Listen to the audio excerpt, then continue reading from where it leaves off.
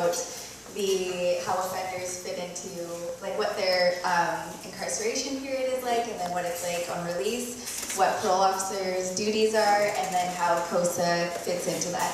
So I started studying criminology because initially I wanted to become a police officer, but during my second year I needed to do a practicum, so I thought I'd see what parole was all about. I had no idea what the difference between parole and probation was, and then I learned obviously that probation deals with offenders serving a provincial sentence, and parole deals with the federal offenders, so 2 years or more. I realized that I really love the work that they do. It's a lot of social work, but it also has the legal aspect of it, which I enjoy. So I was hired in 2011, like Maureen said. I got my first position as an institutional parole officer at Mission Medium Security Institution. So I worked there for a couple years. I then deployed out to Kent Institution, so worked at the maximum security for a couple years. And I've also worked at Surrey Parole, Vancouver Parole, and as Maureen said, I work at Belkin House. It is an enhanced halfway house, meaning we don't have the option of screening people out of there. So essentially every other halfway house can look at a case and determine if they can be managed at their halfway house, and if they feel they can't, then they get screened out. So all the offenders who are screened out essentially come to Belkin House. The offenders refer to it as Belcatraz. It is known as the strictest halfway house there is, just because it's very highly monitored. It's the only halfway house with all the parole officers right in the halfway house. There's 4 of us. But I've been there for a couple of years now and really enjoy what I do. So I have handed out a handout. I'm not really going to be referring to it and reading off of it, because that's not interesting in my opinion. But it is some information for yourselves to take away, and also provide some sort of a guideline for me. So essentially what happens when an offender is sentenced, they obviously transfer into the federal system, and they go to an assessment center where they're assigned a parole officer. The institutional parole officer determines what kind of security threshold they need, so if they're minimum, medium, maximum. We also determine what their needs are, what their risk areas are, why did they commit the offense they did, because a lot of people there's a motivation for it, or some underlying factor. How did they grow up? Who was their role models? Did they even have role models? We kind of try to pull out all that information and then refer them to the appropriate interventions, such as programs, mental health team, vocational training, education, work. So we're kind of their support, and based on that information, we develop a plan. So generally, if an offender's at a maximum or medium, the goal is to cascade them down to a minimum security and then get released into the community, because most offenders eventually come to our community, whether that's during their sentence or at the end of their sentence. And so our mission goal in Correctional Service of Canada is to not only successfully reintegrate offenders into the community, but also to maintain public safety. So those are our 2 primary goals. And how we do that also is looking at someone's level of motivation, because I always feel that that's the most important piece of the puzzle, because unless they're truly motivated, it doesn't matter what interventions we throw at them. They can take all the programming they need. If they're not truly genuinely remorseful for what they've done and want to change, they're not going to change. It doesn't matter what we say or what we do with them, it doesn't matter. So we make the recommendations on whether or not they are released in the community, and then the Parole Board of Canada, which is a separate entity, makes the final decision. So there are different types of releases. I believe generally CoSA deals with the offenders on statutory release or long-term supervision orders. But those are mandated by law, but there is day parole, full parole, temporary absences, which are all earned releases. So statutory release is essentially all offenders are eligible for it. At the 2/3 sentence mark, they come into the community unless we can prove that they are likely to commit a serious drug offense, commit a serious offense resulting in serious harm or death, or a serious or sexual offense involving a child, but prior to the expiration of their sentence. So that's a super high bar to prove. So most offenders are released at the 2/3 mark, and then they generally come to the community. Also, the long-term supervision order. It's an order imposed by the sentencing judge. It's after they've already served their sentence, so whether that's provincial or federal, then they're released into the community. The only difference between a long-term supervision order and statutory release is essentially that if an offender breaches on a long-term supervision order, that can result in a charge and conviction and a sentence. So yeah, generally at the halfway house I work at, we are supervising offenders who are on statutory release and have a residency condition, so they have to come to the halfway house nightly, or the long-term supervision order, which is an interesting order. It's difficult, it's complicated because it's not the same as the federal sentence. So if somebody breaches, unless there's enough proof that they have committed another offense, then they are released back into the community after 90 days. So it's this constant go back and forth, unless they're super motivated and willing to not commit any breaches. So there are, I guess I'll go over my role kind of in the community is essentially to ensure that the offenders are following the conditions of the release. There are general conditions of release, so all offenders get the same general conditions, like obey the law, keep the peace, report to your parole supervisor, remain in a certain area. And then there's special conditions which are recommended by the parole officer, so it's based on the case-specific needs of an offender, because not all offenders have drug and alcohol problems, so we wouldn't recommend not to consume alcohol or not to consume drugs for someone who's not struggling with addiction. It's very based on the offender's offense cycle, essentially, and risk factors. How do we manage the risk in the community? And for the offenders that CoSA deals with, you would often see conditions like avoid children areas or not to be in the presence of anyone under the age of 16 or 18 unless you're accompanied by an adult who has previously been approved in writing by your parole supervisor. So those are more common conditions with the offender serving a sentence for sexual offenses. So let's get into kind of the reasons why we can suspend, issue a warrant basically.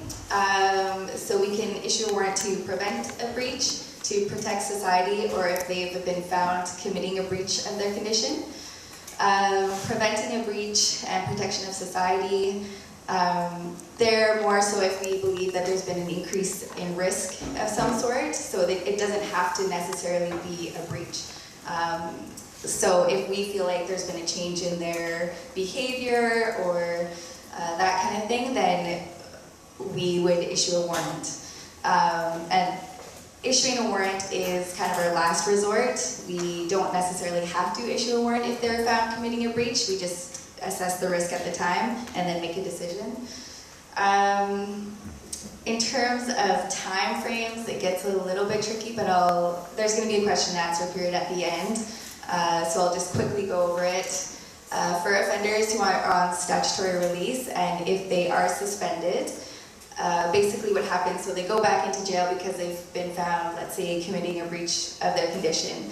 The parole officer has 30 days to make a decision about what we're going to do. So whether that's bring them back into the community, so cancel their suspension locally, or we can refer them, we have a temporary detention unit, which it has an intervention program, so they can take a 30-day program and then come back into the community, or we can refer their case to the Parole Board of Canada and make a recommendation. So whether that's revocation, so essentially we're saying that their risk can no longer be managed in the community based on their behavior, or we can recommend suspension canceled. And if we do that, we're generally looking at different release plans. So if an offender, we suspended him because he's back into using drugs and he generally commits crime to use drugs, but then we get him into this treatment program, then that would be a good recommendation to recommend suspension canceled with him attending residential treatment program. So that's essentially statutory release. Long-term supervision order is a little different. We still have the ability to cancel a suspension locally within 30 days. However, we only have two other options. One, if they've breached a condition, we can recommend the laying of information, which is essentially that we're recommending the police go forward with charges, but the police don't always have to go forward with charges.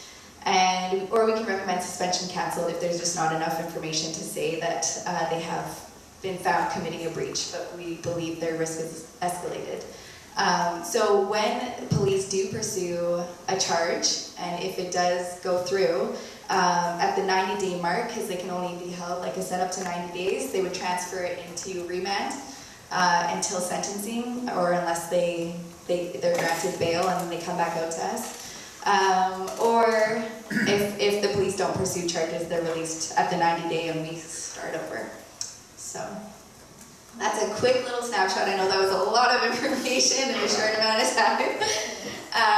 But that's generally the job of a parole officer. How CoSA fits into all of this, a lot of the offenders, especially the offenders at our halfway house, come out with no support at all.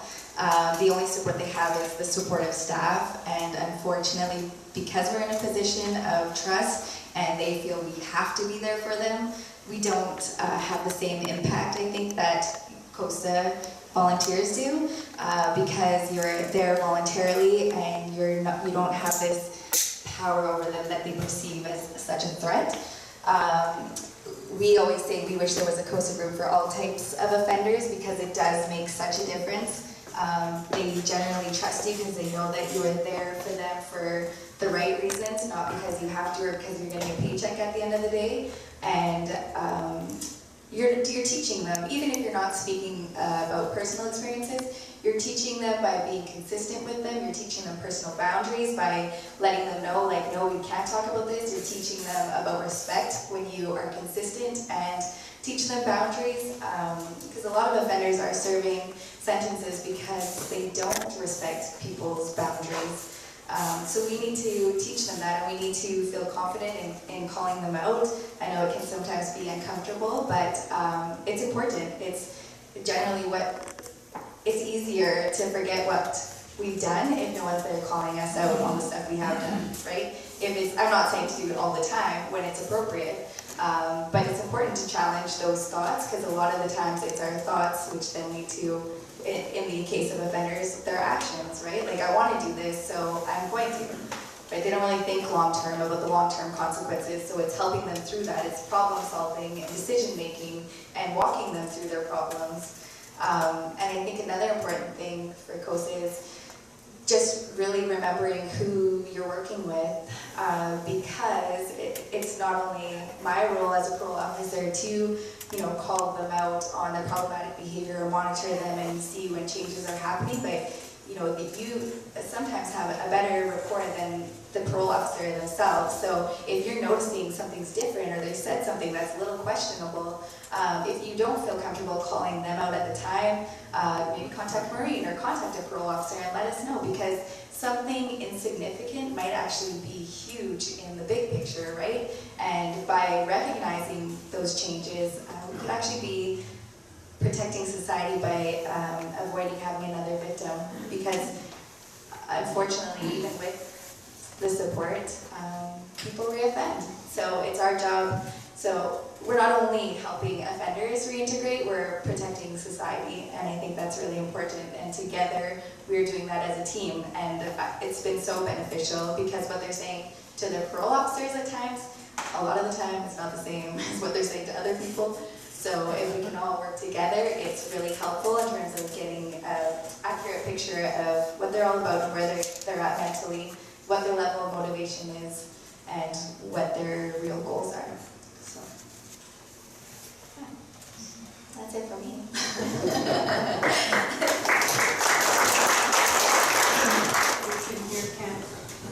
Our core member had been going to a group meeting chaired by a professional with other offenders every week, and I think he's now every 2 weeks. Is that kind of support available, or if not, is it just very limited? Well, it's like a group counseling with other offenders. Okay, so sex offender maintenance. Yeah. I mean, yes, that is a form of support, but also a lot of the time, in my experience anyways, the offenders are there because their parole officer has told them they have to be there, not because they want to be there. They generally don't trust the people that are in the same room as them, so they're not getting the same benefits they would if they were with the CoSA group. who are there because they want to be there, not because they're all forced to be there by their parole officer because they have a condition saying follow treatment program, which is the maintenance program. So I mean, during that, the benefit is though that they do talk about the risk areas and target areas and what was your mentality at the time, and we do go into the sexual offending and why did you get there, which I don't know if that's always touched on in the CoSA groups, but that is the importance and why they would be mandated to go there, because we need to address the reasons why they're serving the sentence, so that provides that opportunity to do that. And so there isn't really any other supports? Not volunteer programs. I mean, CSC has a volunteer program, which is also great, where offenders, if they have no one, they can go out to a swimming pool, or they like with a volunteer, or they can go for coffee or to a movie, and just do the things that they want to do with normal pro-social people, but they just don't have the option of going with someone because they don't have any support. And the unfortunate thing is when they don't have the support, they tend to gravitate towards who they're comfortable with, which unfortunately most of the time is just negative peers or people also serving a sentence for the same type of offenses, and then they sometimes feed off of each other. So it's really important for us to find people who are pro-social and going to help them make the changes that they want to make, because as we all know, it's easier to make those changes when we're surrounded by people who have similar goals, not, yeah. Thanks. Can I just add one thing to that, Ken? Is one of the problems with the sex offender maintenance program is not just that it's mandated, but it's like telling other sex offenders what you've done. So they can't be as honest and open as they can in a circle. It would be like us, going to a meeting and sharing our weaknesses with those other people. And a lot of them, the other people in the program, have pretty difficult histories too. So they're not people our core members are going to trust. So we always, when I'm talking to them, I always say, yeah, be honest, but be careful how much you share, because the sex offenders talk to other sex offenders. Yeah, just like amongst people serving a sentence for sexual offenses, there is always that totem pole of like, this type of offender is seen higher than this type of offender, and if you offend against adults versus if you offend against children, there is that hierarchy amongst themselves, so they're generally hesitant to disclose everything. Because there's a lot of shame behind it as well. That was a great presentation. Thank you so much. And really, really good handout. I think there's some great information there. The most common comment we get from all core members is, I'm having such a difficult time trying to get along with my PO. And I think we all offer different forms of, okay, well, let's talk that through. It's like no different than how we have a relationship with a boss or like a colleague. But what are some things you think we could be telling our core members that would help them build a positive relationship with their PO?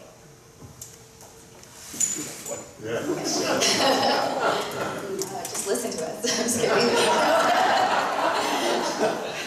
No, I think respect goes a long way.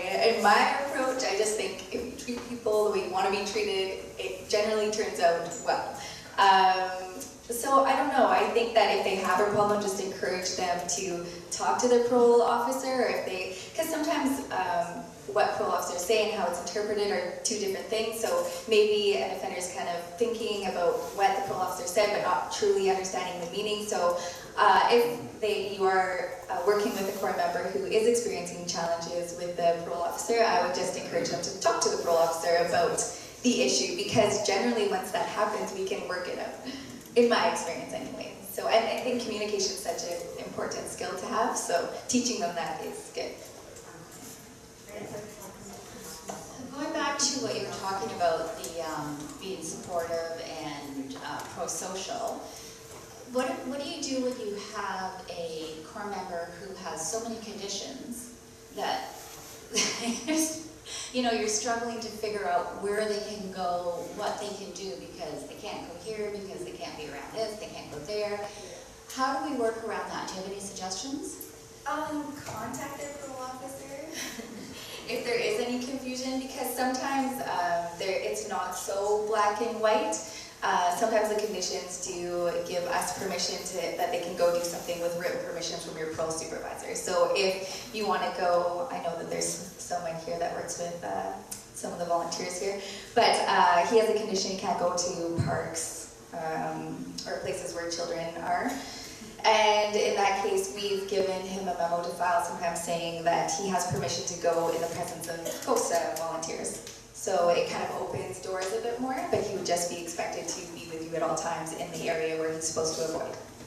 So we can, because we have to get creative as well, so I think sometimes, yeah, just talking to us and seeing like, do you think this is reasonable? I think just running it by us, because sometimes the offenders worry that, well, but this might be a breach, but then if they talk to us, then it won't be. So we always tell them, just ask us. Like, if you want to go somewhere, ask, and then if that's not appropriate, we can come up with somewhere else. So, yeah, if the volunteer, as a volunteer, or if the offender wants to ask us, then yeah, there's generally places they can go, but I know it can be restricting. Sometimes offenders have up to 20 conditions on their release, and it's hard to navigate around the city. So, yeah, that's a good question, but I think, yeah. And I was just wondering, what sort of time frame are we looking at in terms of them getting permission? As much time as possible, at least a week. Yeah, I think that's reasonable. Some people might ask for more, but I think a week is more than enough time to write a quick little memo or figure out a game plan. Yeah. Well, I was going to ask the same question, so that's cleared up. But the one thing I do want to note is that I know you've had one of your individuals that you're looking after, and you've been very, very helpful. And he felt very open to be able to talk to you. It's not like that with everybody, but you were very, very just. So I just wanted to make sure that you were one of a kind. Thank you. Can you please tell them that? Thank you, Amanda. I guess my question is this. Probably have difficulty expressing it clearly, but to what extent can we leverage your expertise and contacts and networks to help the core member? I ask that, for example, my experience is from the core member's perspective, so not from your perspective. Right. But the person mentioned was that he was to go to, I'm not sure the name, but some sex offender support group. And he was told he couldn't go because he lived in a bed bug infested SRO. And therefore he couldn't come in because he's the bed bugs would escape away. I was stunned by that. Is that actually true? That he couldn't attend programs because he was, well, we would probably want to ensure that he wasn't covered in bed bugs before spreading it. Because it is a struggle that we deal with for sure amongst the halfway houses, and it's hard to contain, and it's a real issue amongst the population we're dealing with. So even myself, I wouldn't meet with an offender at the halfway house. I try to go to another place and to a public place maybe, so it's not spreading everywhere. So I can see why they would make that decision until everything's cleared, because... Well, my understanding was it wasn't going to a person's place of residence. It was a meeting place where he was to go, and he was barred from going to entering because of this issue. Right. Yeah, likely the office too. If someone we believe does have bed bugs, we would say to avoid them coming to the office, because again, we risk the chance of spreading it into the office. But it doesn't mean that we couldn't go out and see that offender. It likely wouldn't be the sex offender program. That would probably be put on hold, because it needs to be we need to run the program in an area that is private. We couldn't just go meet at a coffee shop and like, let's talk about your sexual offending, so unfortunately, yeah, it would probably be delayed, but we would certainly address it once the issue has been covered. So there'd still be meeting with the parole officer, just maybe not the program. No, appreciate one. The other question relates to mental health. And I'm not a psychiatrist or anything like that, but my sense from one gentleman that we're helping, or hopefully we're helping, is that he's got some real social anxiety issues, and from that, in terms of motivation to engage and to show some ambition to improve himself. And the sense from what he has told us is that the amount of time that he has with the mental health professionals, psychiatrists, etc., it seems paltry. 10 minutes in and out you're gone.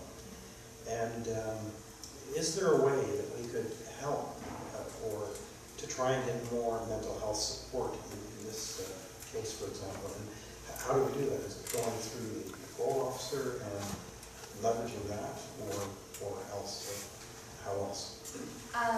Likely the offender's mental health issues have been identified throughout, I think, in the beginning, during the intake, hopefully, or at least during their sentence. And it's an ongoing struggle. Most of the population, unfortunately, does struggle with mental health issues. And to be honest, we just don't have the resources available to help them as much as we would. It doesn't mean we don't have, the resources don't exist. They do, they're just sparse. So what we've done generally is, if that is the case, if the offender is saying like, hey, I would like more help in this area, we have a lot of good resources outside of corrections that we work with through Bridges. They have a great team. We work with Native court workers who provide social work and trauma counseling, and so we're kind of knowledgeable of the other resources available to corrections that can assist in those areas, because it is an area where I wish we had the funds for it, because we certainly need it, but we just don't, so we got to work with what we have, and fortunately there are other resources available. So if the offender is sincerely motivated and wants the help, you can just encourage them to speak to their parole officer about it, because we certainly are aware of what resources are available to them.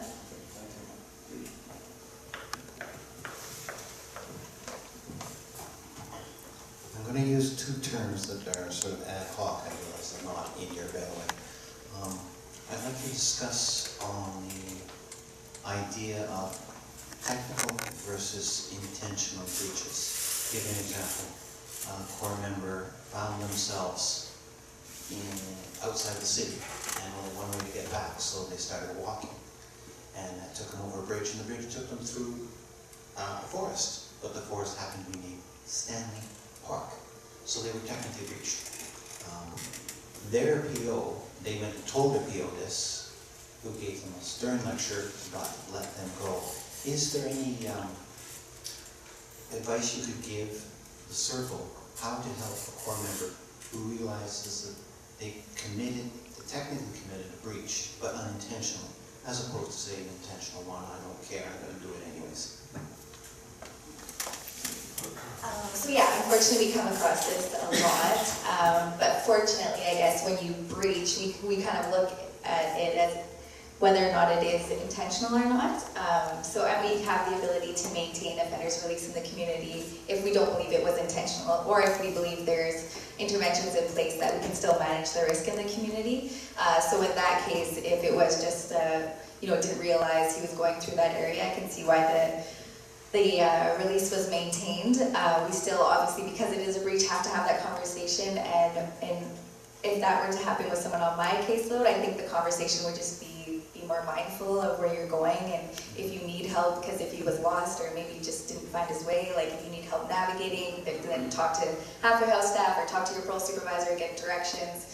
I don't know, in that case, that's all I would recommend, just being more mindful of where you're going, because it could, not all parole officers are the same in terms of decision making, right? So one parole officer might look at that as intentional or not, so they do run the risk of going back to jail for breaching, and that would be unfortunate, but it is really important, and the onus is on them at the end of the day to be mindful of where they're going. And how about the other half of the question?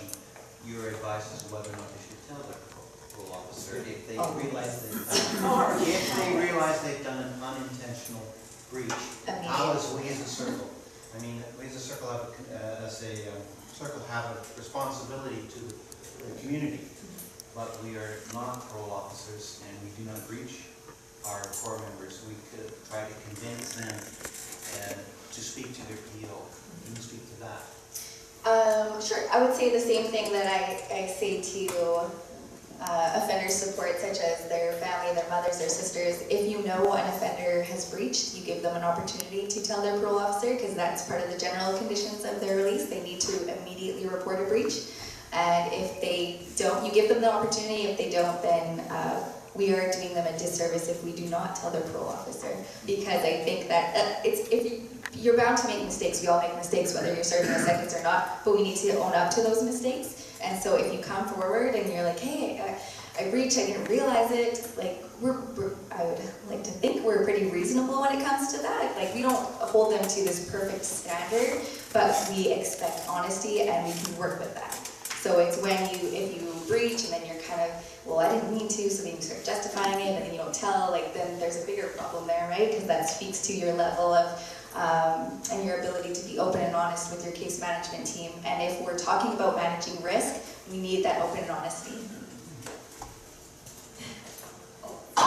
Just want to ask one quick question. What kind of pro-social activities do you recommend to your guys? I mean, some of them have limits, like, we encourage the ones that have got the opportunity to go to the library to, they have a hard time volunteering with their things. So what kind of things do you encourage for the offenders to do? Just kind of think about like what I would like to do or what other people, like what do we do for our own mental health and to stay out of trouble. Like I don't know, sometimes yoga is a good thing if they're dealing with anxiety or meditation, or if they're wanting to exercise, go to the gym, go for walks, I don't know, go bowling, watch. I don't know, I just think about like stuff that I would do and encourage them to do the same, because that's how I take care of my mental health anyways, is through exercise. But everyone's different, or reading, or reaching out to people and not isolating, and just making sure they're living a really balanced life, I think is important. Trying to figure out what their interests are, right? Because if I'm suggesting yoga and he has no interest in yoga, it's not going to be beneficial. So I think it's really getting to know your core member and figuring out what are your interests. Like sometimes you don't even know what they're interested in unless you ask them. Like I didn't know someone on my case that was used to play basketball in high school and now he's going into drop-ins. Because that was a conversation we had, and then we figured out, oh, this gym offers drop-ins, right? So that's a great thing for him to get out and go be doing something that he enjoys with people who have similar interests. So that is the goal.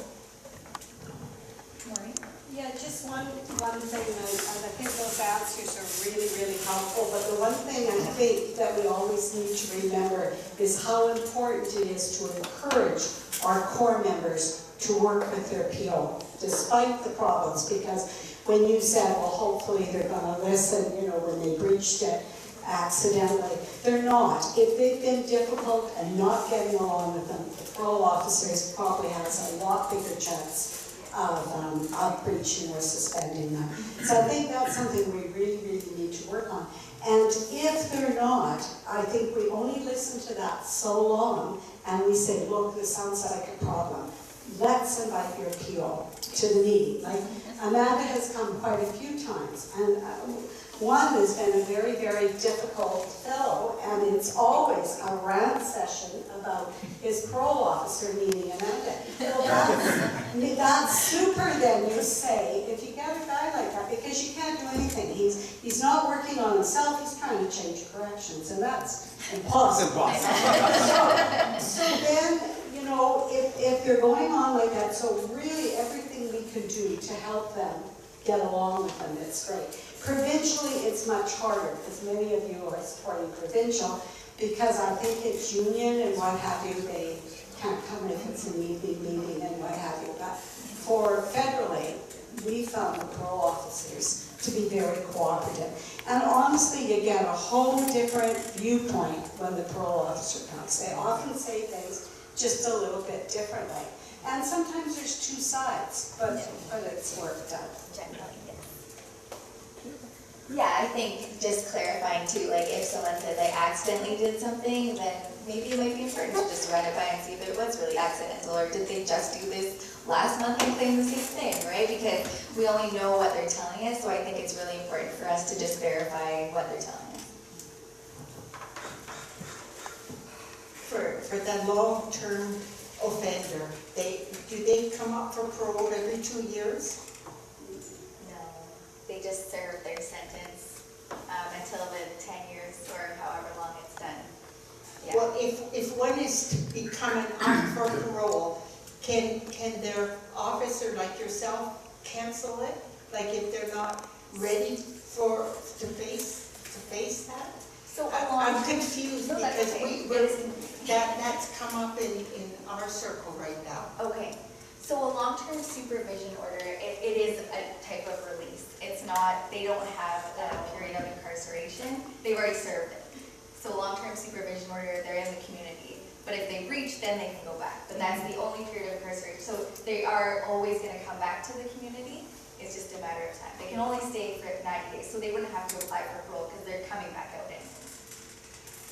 But he's, for, He's on parole, but hoping to get. yeah, he's full on, parole. he wants for full parole.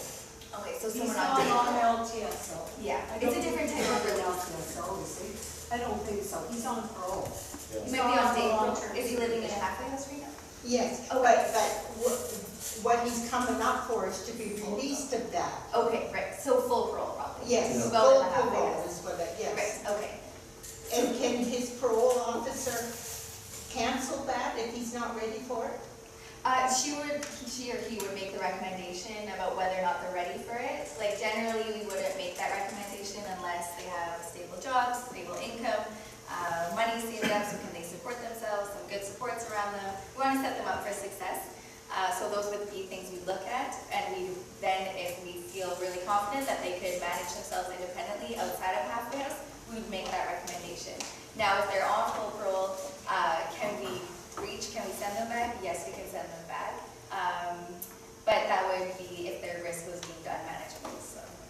Well, ours seems to have that. He has a good job and he's got an apartment, and it's been canceled for him to meet. And we're wondering if there's something we don't know. It would depend. So the parole officer makes the recommendation. The Parole Board of Canada makes the final decision. So it's not just up to the parole officer. So even if we think we've got a really good case and we're supporting someone for full parole, if the Parole Board of Canada says, nope, we don't agree with it, they can say no, deny it, basically. It's something you have to earn and it's applied for, so they have the ability to deny it. So maybe that's what happened and he's still living at a halfway house. I'd like to give you this token of our appreciation, and hopefully you'll come back and talk to us again. Yes, absolutely.